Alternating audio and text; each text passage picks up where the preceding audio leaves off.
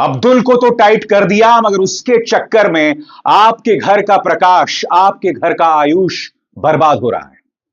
क्योंकि भारतीय जनता पार्टी के जो कट्टर समर्थक है यही बात तो कहते हैं कि भाई बीजेपी हमें रोजगार बेशक ना दे पाई हो, महंगाई बेशक ना कम कर पाई हो, लॉ एंड ऑर्डर यानी कानून व्यवस्था को बेशक दुरुस्त ना कर पाई हो, मगर मुसलमान को टाइट कर दिया गया है। अब यूपी के अंदर इतना बड़ा कांड हो गया दोस्तों, लेकिन गोदी मीडिया ने इस खबर को पूरी तरह से छुपा दिया कि किस तरह से यूपी के अंदर बवाल मचा हुआ है, क्योंकि इसके अंदर कोई मुस्लिम एंगल गोदी मीडिया को नहीं मिला, इसलिए उसने इस खबर को छुपा दिया। आखिर क्या यूपी के अंदर किसको लेकर बवाल मचा हुआ है, जब आप लोग सुनेंगे तो शायद आप लोग भी दंग रह जाएंगे। हमारे साथ वरिष्ठ पत्रकार मौजूद है अभिसार शर्मा जी, इस रिपोर्ट को देखिए। अब्दुल को तो टाइट कर दिया, मगर उसके चक्कर में आपके घर का प्रकाश, आपके घर का आयुष बर्बाद हो रहा है। क्योंकि भारतीय जनता पार्टी के जो कट्टर समर्थक है यही बात तो कहते हैं कि भाई बीजेपी हमें रोजगार बेशक ना दे पाई हो, महंगाई बेशक ना कम कर पाई हो, लॉ एंड ऑर्डर यानी कानून व्यवस्था को बेशक दुरुस्त ना कर पाई हो, मगर मुसलमान को टाइट कर दिया गया है। मगर उसके चक्कर में हमारे जो हिंदू बच्चे हैं वो किस तरह से बर्बाद हो रहे हैं ना, ये रिपोर्ट उसकी ताजा मिसाल है। खबर क्या मैं आपको बताता हूं। इंस्टाग्राम में नासिर पठान के नाम से एक खबर आती है कि हम कुंभ मेले में बॉम्ब ब्लास्ट करवाएंगे। जी हां, बाकायदा ये इंस्टाग्राम पोस्ट आती है नासिर पठान के नाम से कि 1000 लोग मारे जाएंगे, बच्चे औरतें मारी जाएंगी। ऐसे होते हैं यार। पुलिस जब पड़ताल करती है तो पता चलता है ये व्यक्ति नासिर पठान नहीं, ये आयुष जायसवाल है। कौन से मुसलमान है ये किसी नासिर पठान को फंसाना चाहता था, मगर ये धमकी किसने दी? किसी आयुष जायसवाल ने, जो कि नाबालिग है, यानी कि 18 साल का भी नहीं। इसका क्या अर्थ हुआ दोस्तों? इसका अर्थ यह हुआ कि पिछले 11 सालों से हमारी नसों में प्रचार तंत्र के जरिए, गोदी मीडिया के जरिए, हमारे रेडियो रवांडा स्वरूपी गोदी मीडिया के जरिए जो जहर भरा जा रहा था, उसका असर हमारे बच्चों पर पड़ रहा है। और ये इक्का दुक्का मिसाल नहीं है दोस्तों, ऐसी ढेरों मिसालें सामने उभर कर आती हैं जहां कुछ हिंदू ये दावा करते हैं, इस तरह का प्रपंच, इस तरह का नाटक रचते हैं कि साहब मुसलमान ऐसा कुछ करने वाले हैं, मगर जब उसकी पड़ताल होती है तो पता चलता है इसके पीछे हिंदू थे जो जानबूझकर इस तरह की धमकी दे रहे थे कुछ मुसलमानों को फंसाने के लिए। ऐसी ढेरों मिसालें इससे पहले भी आएंगी। मैं क्या कहना चाहता हूं दोस्तों, क्या इस नफरत के चलते आप अपने बच्चों को बर्बाद होते देना चाहेंगे? बिल्कुल नहीं। क्या आप इस खेल को बिल्कुल भी नहीं समझ रहे हैं? आप सोचिए आयुष जायसवाल को किस तरह से ब्रेन वॉश किया गया होगा कि इसके दिमाग में यह प्लान आया होगा कि एक मुसलमान को फंसाने के लिए मैं इस तरह की धमकी दे दूं। पुलिस पहुंचती है और पूर्णिया में दूध का दूध और पानी का पानी हो जाता है, क्योंकि आयुष जायसवाल जो है वो पूर्णिया का रहने वाला है। मैं फिर आपसे सवाल पूछता हूं, अब्दुल को टाइट करने के चक्कर में या मुसलमानों पर अंकुश लगाने के चक्कर में बर्बाद कौन हो रहा है? बताइए, कौन बर्बाद हो रहा है? यह है भारतीय जनता पार्टी के विधायक नंद किशोर गुर्जर। ये वो व्यक्ति हैं जो अक्सर विवादित बयान देते रहते हैं। ये वो व्यक्ति हैं जिन्होंने किसानों का अपमान किया था जब 2020-21 में वो लोग आंदोलन कर रहे थे। अब इनका बयान सुनिए।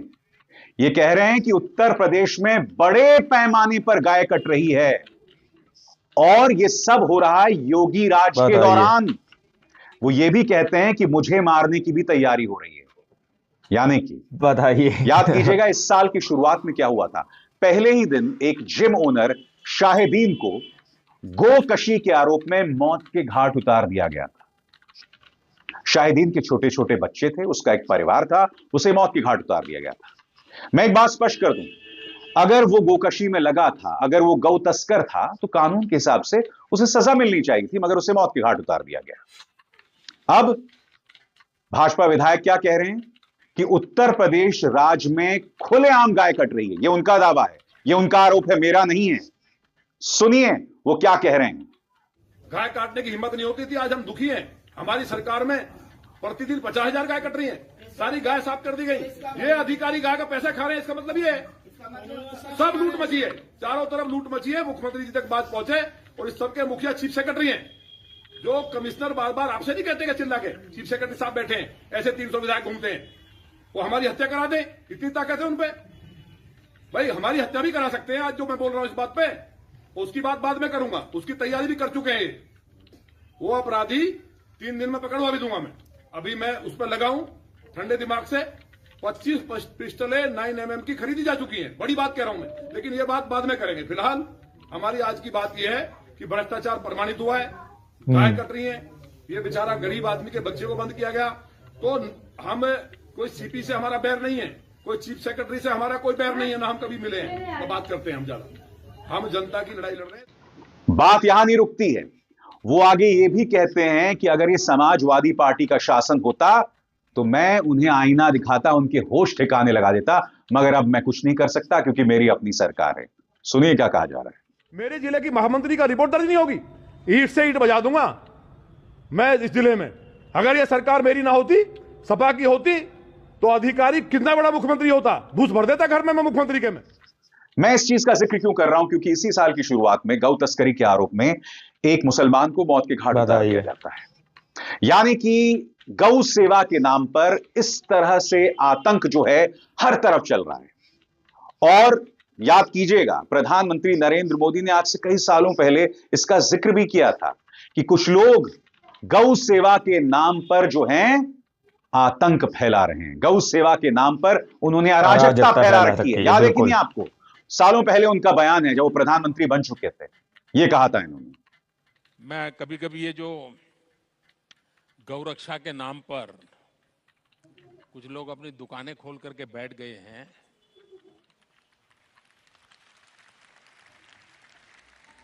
मुझे इतना गुस्सा आता है। गौ भक्त अलग है, गौ सेवक अलग है। मैंने देखा है कि कुछ लोग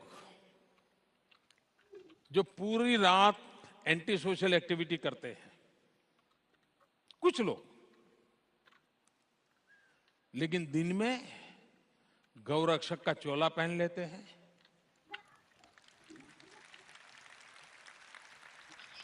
मैं राज्य सरकारों को अनुरोध करता हूं कि ऐसे जो स्वयंसेवी निकले हैं, अपने आप को बड़ा गौ रक्षक मानते हैं, उनका जरा डोजियर तैयार करो।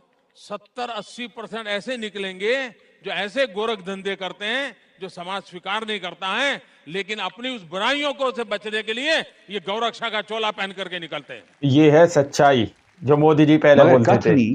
और करनी का पर गौ सेवा के नाम पर दूसरे नागरिकों पर आतंक जो है वो मचाओ, उन्हें डराओ धमकाओ, देश में एक माहौल बनाओ कि हिंदू खतरे में है। मगर हिंदू बच्चे के साथ क्या हो रहा है? आयुष जायसवाल इसकी ताजा मिसाल है।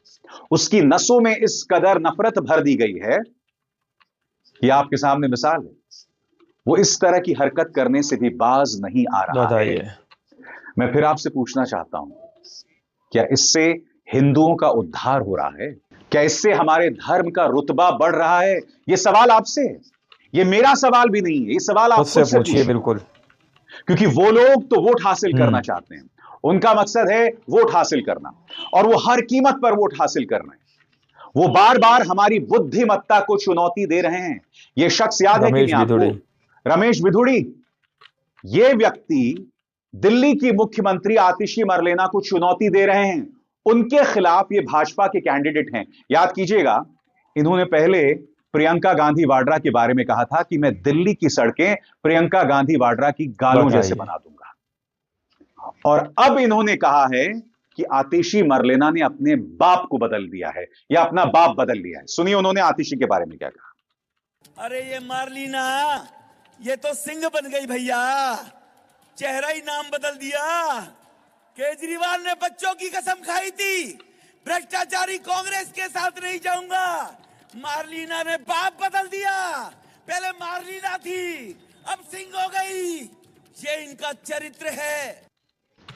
और याद कीजिएगा, इससे पहले इन्होंने प्रियंका गांधी वाड्रा के बारे में क्या कहा था। लालू ने कहा था बिहार में कि बिहार की सड़कों को मैं हेमा मालिनी जी के गालों जैसे बना दूंगा। लालू ने झूठ बोला था, नहीं बना पाया, लेकिन मैं आपको विश्वास दिलाता हूं, जैसे ओखले की सड़कें हमने बना दिए, संगम बिहार की सड़कें बना दिए, इसी प्रकार से कालकाजी भी सुधार कैंप के सामने वाली, बराबर वाली, अंदर वाली सारी की सारी सड़कें प्रियंका गांधी के गाल जैसे जरूर बना देंगे। आपको याद होगा संसद के अंदर दानिश अली के बारे में, बीएसपी के पूर्व सांसद दानिश अली के बारे में किस तरह के अपशब्दों का इस्तेमाल विधुड़ी साहब ने किया था। यह है भाजपा का चाल चरित्र चेहरा, यह है भारतीय जनता पार्टी का टैलेंट पूल, जहां महिलाओं का इस कदर अपमान किया जाता है। हालांकि ये माफी मांग चुके हैं, मगर किस बात की माफी? पहले तुमने प्रियंका गांधी वाड्रा के बारे में अनर्गल बात की, फिर तुमने आतिशी मरलेना के बारे में कहा कि उन्होंने अपना बाप बदल दिया है, अब माफी मांग रहे हो। उससे क्या होता है? माफी मांगने से क्या होगा? यानी कि आपकी नुमाइंदगी करने के लिए इस तरह के लोग भारतीय जनता पार्टी के पास हैं। यह है निशिकांत दुबे। इन्होंने 2 महिला नेताओं को, दीपिका पांडे सिंह जो कि कांग्रेस की नेता थी और महुआ मोइत्रा जो कि टीएमसी की सांसद हैं, उन्हें नगर वधू बताया था। नगर वधू का मतलब जानते हैं ना? जानते हैं ना नगर वधू का क्या मतलब है? और यह निशिकांत दुबे भारतीय जनता पार्टी के जितने भी डिबेट्स होते हैं लोकसभा के अंदर, उनकी शुरुआत करता है। यह व्यक्ति संसद के अंदर अक्सर झूठ बोलता रहता है। यह है भारतीय जनता। दोस्तों, आप लोगों ने इस वीडियो को शुरू से आखिर तक देखा। वीडियो के अंदर साफ तौर पर बात की गई है कि किस तरह से महाकुंभ मेले को उड़ाने की धमकी दी जाती है एक मुस्लिम नाम से। इस तरह से ये पहली बार नहीं हुआ है, कई बार इस तरह का देखा गया है कि एक मुस्लिम नाम से जो है किसी हिंदू सभा को या किसी हिंदू यात्रा को या किसी हिंदू मेले को धमकी दी जाती है। कई दफे इस तरह से हमारी यूपी पुलिस ने पर्दाफाश किया है, लेकिन इसके पीछे की मंशा क्या है? क्यों आखिर इस तरह से बार बार मुसलमानों को टारगेट करके मुसलमानों का नाम रखकर इस तरह से किया जाता है? दोस्तों, आप लोगों को पता है कि किस तरह से यूपी के अंदर बहुत सारी ऐसी खबरें सामने निकल कर आती हैं जहां पर जो है गौ माता के नाम पर सीधे तौर पर किसी को लिंच कर दिया जाता है। अब यहां पर सीधे तौर पर यह खुलासा किया जा रहा है। दोस्तों, तो ये तस्वीरें इस वक्त बहुत कुछ बयां कर रही हैं, लेकिन गोदी मीडिया इन खबरों को आप लोगों तक नहीं पहुंचा रहा। गोदी मीडिया इस पर डिबेट्स करने के लिए राजी नहीं है। गोदी मीडिया ये खबरें इसलिए नहीं पहुंचा रहा क्योंकि इसके अंदर कोई मुस्लिम एंगल नहीं है, इसलिए उसने इस खबर को छुपा दिया है। लेकिन आप लोग इस खबर को मत छुपाइएगा, आप लोग इस खबर को शेयर कीजिएगा, वीडियो को शेयर कीजिएगा, वीडियो को लाइक कीजिएगा और लोगों को दिखाइएगा कि किस तरह से आज नफरत अपने चरम पर है। फिलहाल इस वीडियो में इतना ही। बाकी आप लोग अपनी राय कमेंट सेक्शन में जरूर दीजिएगा। मिलते हैं अगली वीडियो में, जब तक के लिए जय हिंद, जय भारत।